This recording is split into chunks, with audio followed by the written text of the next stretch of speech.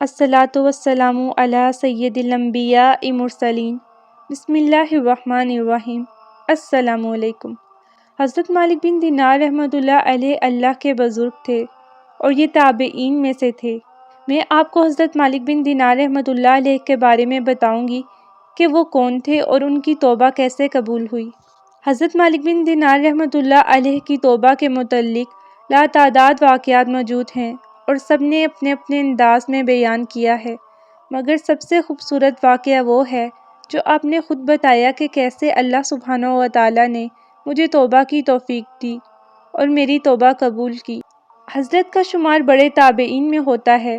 آپ کی رکنیت ابو یحییٰ تھی۔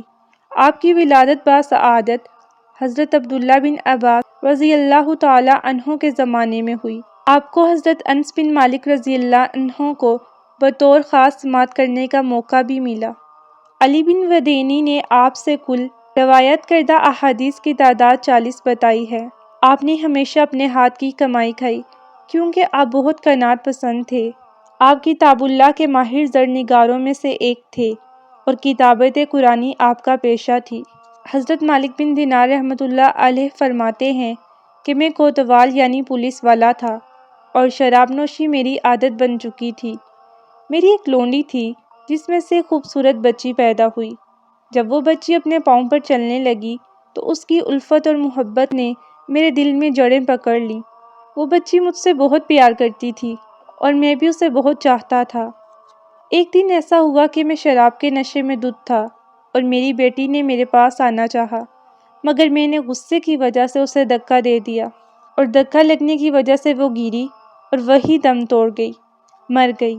پھر جب ایک دفعہ نصف شعبان یعنی شب برأتین میں دنیا سے لا علم لاپرواہ لیٹا سو رہا تھا کہ میں نے خواب میں دیکھا کہ قیامت قائم ہو چکی ہے اور ایک دیو ہیکل یعنی بہت بڑا اژدہا منہ کھولے میری جانب آ رہا ہے۔ جب میں نے خوف کی وجہ سے دوڑنا چاہا تو اتنے میں میری نگاہ ایک بزرگ پر پڑی جنہوں نے نہایت خوش لباس خوشبودار پوشاک پہنی ہوئی تھی۔ میں نے ان شیخ سے کہا، اللہ آپ کو خوش رکھے، براہ کرم مجھے اس اژدہے سے بچا لیں۔ یہ سن کر شیخ رونے لگے اور فرمانے لگے، مجھ جیسا کمزور اس اژدہے کو کیسے قابو کر سکتا ہے؟ میری اتنی حیثیت نہیں کہ میں اس اژدہے کا مقابلہ کر سکوں۔ پھر میں وہاں سے بھاگا اور ایک ایسے گڑھے کے پاس آیا جس میں آگ جل رہی تھی۔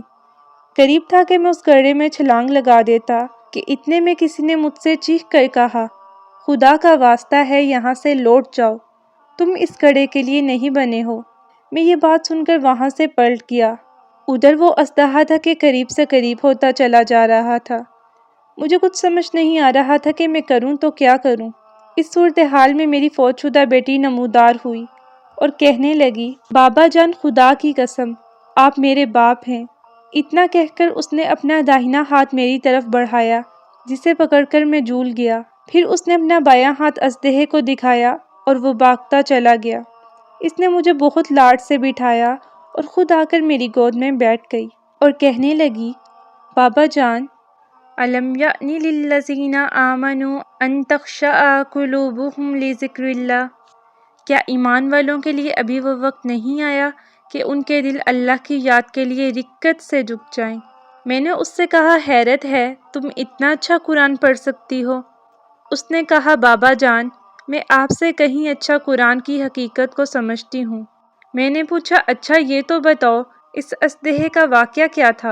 وہ کیوں میرے پیچھے لگا تھا اور مجھے مارنا کیوں چاہتا تھا؟ میری بیٹی نے کہا کہ ابا جان، در حقیقت وہ آپ کا برا عمل تھا جسے آپ نے اتنا طاقتور اور مضبوط بنا دیا تھا کہ وہ آپ کو ہلاک کرنے کے لیے دوڑا چلا آ رہا تھا۔